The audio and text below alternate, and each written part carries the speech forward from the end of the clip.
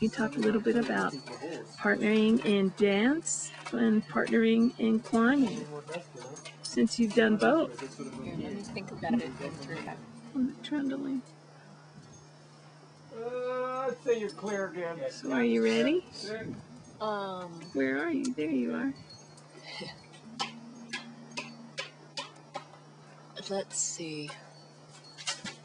Well, I think in both there's an aspect of moving in tandem. There's an aspect of trust, definitely in climbing.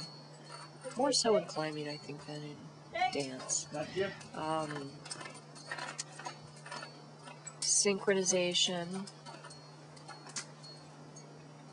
and flow. Like, flow in both of them is very important.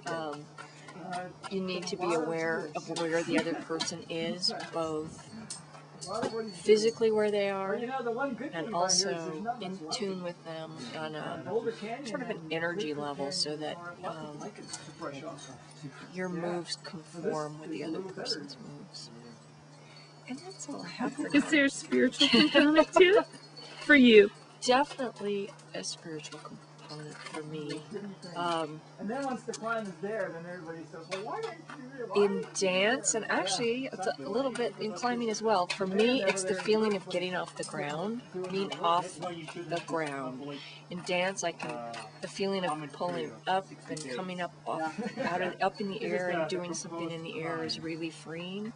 And when I climb, it's the same thing. You're off the ground and you're up in the air, and it's as close as I've come to flying, I guess. It was wanting to fly. So it's removing the limitations that we have with gravity, in a sense, and being up in the air. And there's a sense of freedom, I guess, is overall what that means to me in both of them. You said, Carla, when I used to dance, they used to part of what they always wanted you to do was feel upward, sort of off the ground, lifting.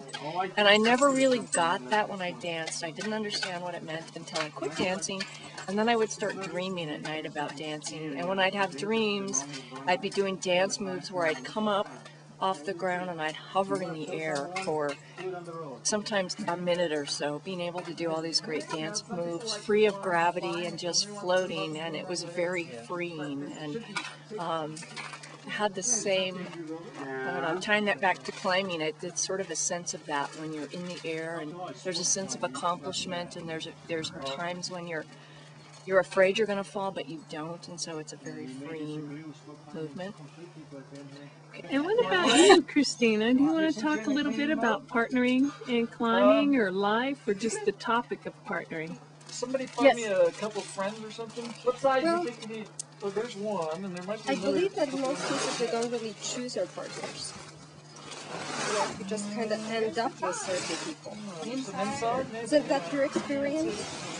Sometimes life throws people at us, and they're there for a reason. And I don't know what, it's not always that the partnership is that enough? I don't know, is that enough, these two? A very pleasant thing. But I believe that there's always something to take away from it. I have partners that sometimes teach me how I do not want to be. That's a great lesson. I think that that's a good partner. Those are not necessarily people that you enjoy being with, but there is a piece of wisdom in it, so you kind of take it. And you may decide at some point, once you learn the lesson, that you don't need those people around you anymore. And as far as, you can, in my case, I like to do a lot of things with Brian, so we like climbing. We want to take salsa lessons, and we did. And I totally appreciated the fact that he had absolutely no problem just going and doing something that may not have looked aesthetically that great, but just having fun at it. It's a big stuff for an American guy. That's a big deal. To be like the only guy who wants to dance at the wedding. It's great. I truly appreciate that. So, I don't know. But I really don't think that we choose our partners in most cases. Things happen. You kind of go with it and see what comes out of it.